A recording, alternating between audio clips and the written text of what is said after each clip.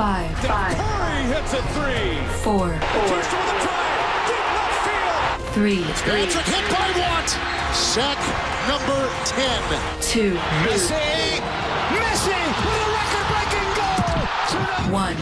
Welcome to BSS Sports. Now, here are your hosts, Steve and Trevor. Well, we've come to that time where it's another edition of BSS Sports. My name is Steven Schill. The ever lovely Trevor Struthers is across from me. What a fine young gentleman, aren't you, Trevor? Just the cream of the crop of this millennial generation. Yeah, I'm 5-1 at fantasy football, so I'm pretty like at the top of my game right now. Top of your game. And everything. What a guy. All right, so Blue Jays not going well. Honestly, I feel like I was the only person that thought the Blue Jays weren't going to be as strong against the Indians, because as soon as we beat the Rangers, everybody instantly was like, okay, we're going to win it. We're beating the Indians. It's going to be a sweep. We're going straight to the World Series. Why was everybody so confident about the Blue Jays team dominating this series? I think it's because it's Cleveland, and the Blue Jays really don't play Cleveland that often during the season. You get you play 2 series against them, so you don't really get to see them like you would like the Boston Red Sox, which would have been the other opponent. And even the Texas Rangers going back to the playoffs last year, and they only played a couple series during the season, but they were a little bit more heated. But this Cleveland team is pretty fantastic. They find ways to score runs. They use their speed a lot, and they pitch really well, as I'm sure Blue Jays fans, if they didn't know, have found out over these last couple of games. Obviously, Andrew Miller is going to be a key for the Indians moving forward. And if they get past the Blue Jays, and if this series ends up going 6-7 games, and if the World Series ends up going 6-7 games, I'm afraid that Terry Francona is going to find a way to break Andrew Miller. Because he's pitched 4 innings, I think, so far in this series already. A guy that's usually an inning a game kind of guy. I would assume, because that's what he was before he went to Cleveland. And this is my first time actually getting to watch him in Cleveland during these playoffs. But he used them a lot in a lot of high leverage situations against the Red Sox. He's doing it here in this series. That's not going to change as the playoffs move on. Now, just to do a small breakdown of each game, in my opinion, Game 1 really didn't stand a chance. You faced pretty much Cleveland's 3 best pitchers, Corey Kluber, and then Miller, and then their closer. So you didn't really have a shot there. The guy that you maybe could have got to was maybe Kluber early, and once that was gone was maybe the closer. Game 2, once again, we saw Andrew Miller for a couple of innings. But they really had a shot to get to the starting pitcher for that game, and they couldn't. So that was a missed opportunity there. And that's one that I thought the Blue Jays could have won going in. That was the Game 1 was the only time I thought they didn't have the pitching advantage. I thought they had it in Game 2. I think they have it tonight. The interesting thing going into tonight's game, though, will be the fact that Marcus Stroman hasn't pitched in a really long time. And how does he do with that kind of a layoff in the playoffs? I can't wait to see how that plays out. So now with the Blue Jays, everybody's talking about, this team is a very offensive team, which they are. Obviously, that's not happening right now. They're kind of looking more for the, person that's just going to be able to get on base and go from there. And, we've had runners, haven't been able to score them. Who do you think needs to take control of this series hitting-wise? Or is it just collectively as a team that we need to say, okay, everybody, this needs to happen, sit down, these are going to be tough pitchers, and go from there? Because it's more of a classic baseball feel right now. We're having 1-0 games. Even in the NLDS with the Dodgers and the Cubs, it's 1-0 games. It's 2-1 games. It's all very low scoring, which for the Jays is really unusual. I think it's always a collective thing when you're talking about what's going to be able to turn around an offense, and really there's nothing else. Like Josh Donaldson and even Edwin have looked pretty good in this series, but other guys haven't, and they haven't been able to score runs because of that.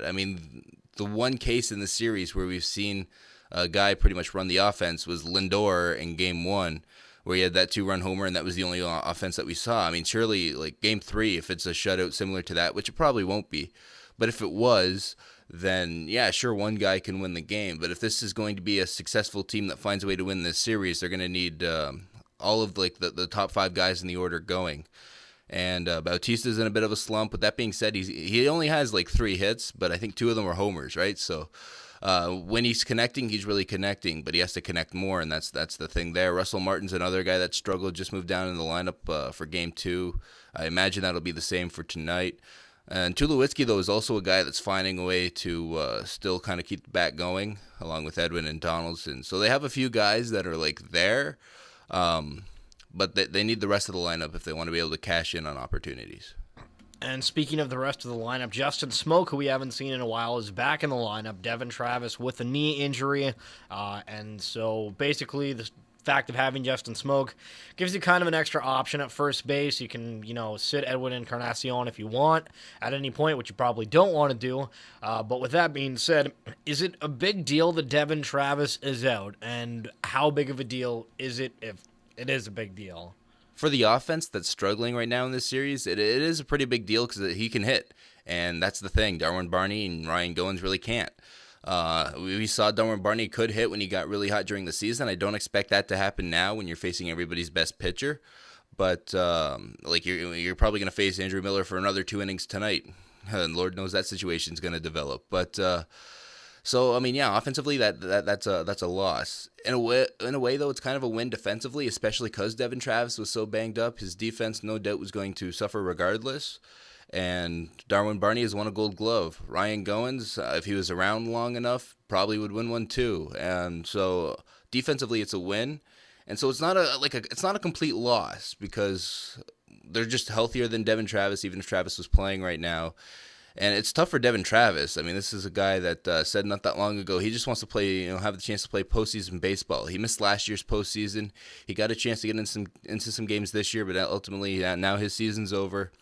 But this is an offense that you don't really rely on the second baseman to produce for you, so the Blue Jays can get away with it, and I think that's the key. Is they're going to get great defense at a second, and assuming the other guys are able to hit, they won't miss the offense that much from Devin Travis, although it is a lot more than what Barney and Goins can give you. So over in the National League, we have the Cubs and the Dodgers squaring off, all tied up at 1. Last night, the Dodgers had Clayton Kershaw on the mound, and we're not very subjective to the National League, but the commentators just kept going on about how it's Clayton Kershaw, and if you're the Cubs, you have to do anything possible to score. Is Clayton Kershaw really that good?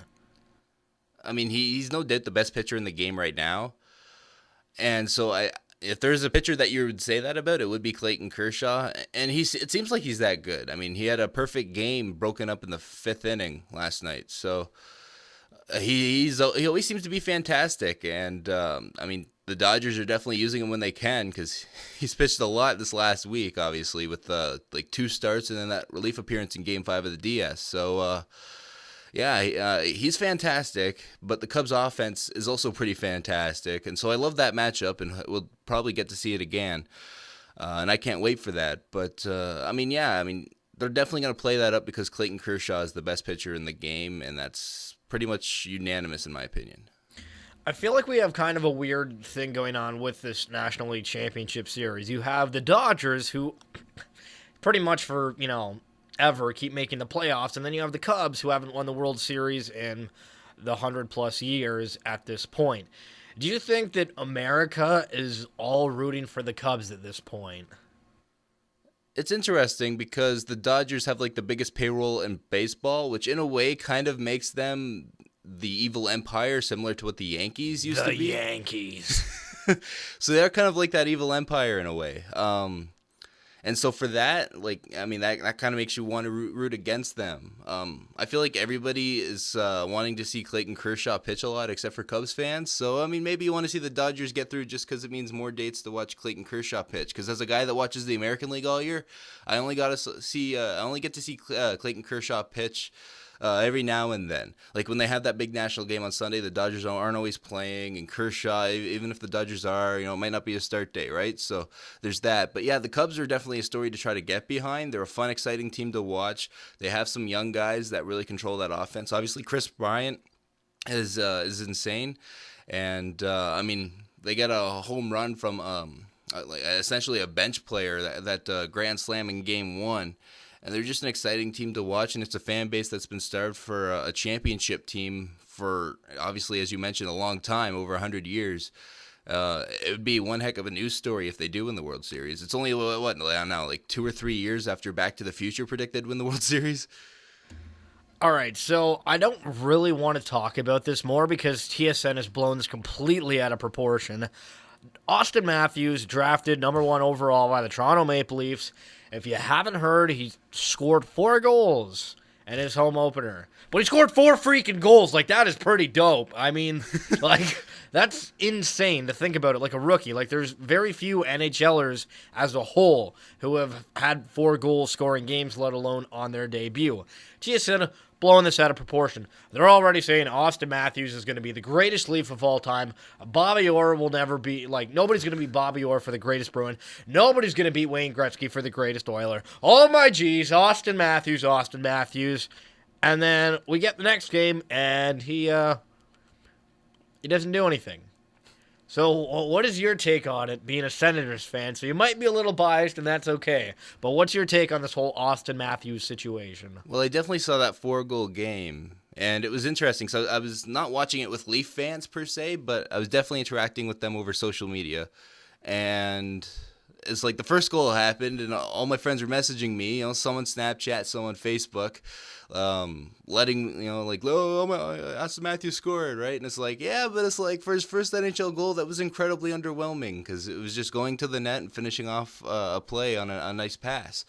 Then the second goal happened, and it's like, okay, yeah, this guy, he's living up to the hype so far. That was a really exciting goal.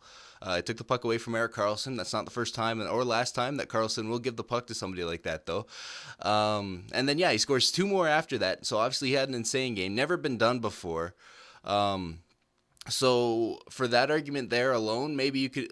The one thing I hated, by the way, I was on Twitter throughout the entire game, and everybody's like, oh my gosh, he's on pace to score like 500-something goals. And there wasn't just one guy doing that. There was a bunch of guys doing that, which I guess it's kind of fun, and you get to show off your math skills and everything like that for something like that. But stop.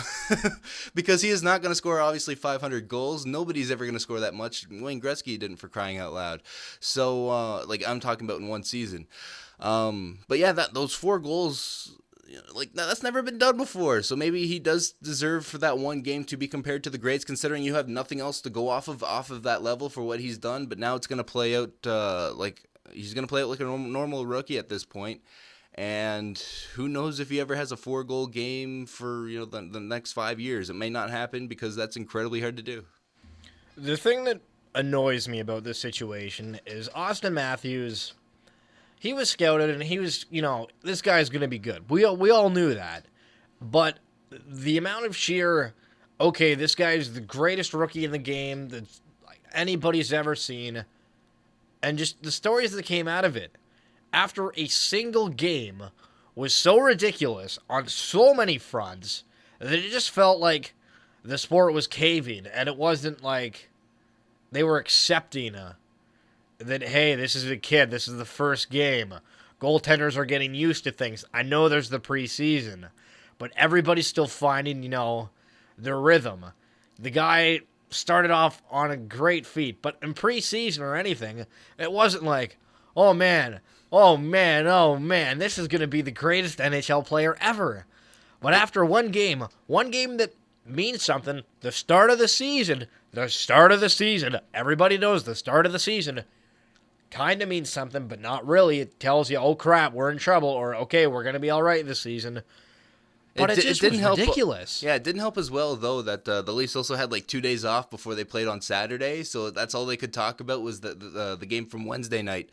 And the Leafs didn't do anything else that night. Like, their goaltending was very, horrible, I guess would be the word to use, because, Frederik Andersen on a couple of goals didn't look very good. And that was the Leafs fans' first impressions of him as the goaltender behind the defense for the Leafs. So that was very underwhelming. Nobody else scored for the Toronto Maple Leafs. It seems very Toronto Maple Leafs to get 4 goals from a guy playing in his first game. That's NHL history we're talking about, and they still lost the game, albeit in overtime.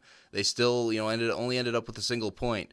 So I don't blame them, because obviously the fan base about the Toronto Maple Leafs, like the fan base of the Toronto Maple Leafs in this country is insane. There's no doubt about it. I think that's why we talk about them so much. Let's be honest, right?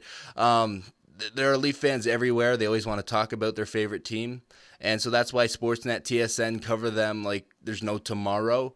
Especially after a game like that, you want to feed off the hype though, because all the fans were excited for Auston Matthews. Like you ask a Leaf fan after that loss, I don't think they care about the loss. They're just happy Auston Matthews had an insane game. They want to talk about Auston Matthews. They don't even really want to talk about the overall game. So I don't blame them for trying to feed off of that for a couple of days. And now that he's played a game and he actually didn't score in a game in the NHL, that talk will probably be a little, brought back and calmed down, more to like normal standards. Also, Connor McDavid had a fantastic start to the season. We're not really talking about it because of Auston Matthews. Yeah, I don't get it. The Blue Jays play tonight at 8:08 at Rogers Center. The women's varsity team here at Loyalist College starts off their season at 6 and 8 p.m. Friday night, and then the guys and women's basketball teams of our Loyalist Lancers kick off on Saturday for regular season action. And you can hear those basketball games as well right here on 91X. Just thought I'd throw that plug in here. And 91.3 in the Quinte region, 91X.FM online if you happen to be listening to this online. And Trevor might even be bringing it in, and I'll be doing the good old PA announcement. I'll have the play-by-play for the women's game, is I believe what I'm scheduled to do right now. Well, I guess I'll see you at that game then, Trevor. And that's it for this edition of BSS Sports. For Steven Schill and Trevor Struthers, we would love it for you to follow us on social media at BSS Sports on Facebook and Twitter. But if you want to hear our previous works, you can check out YouTube at BSS Productions. We'll catch you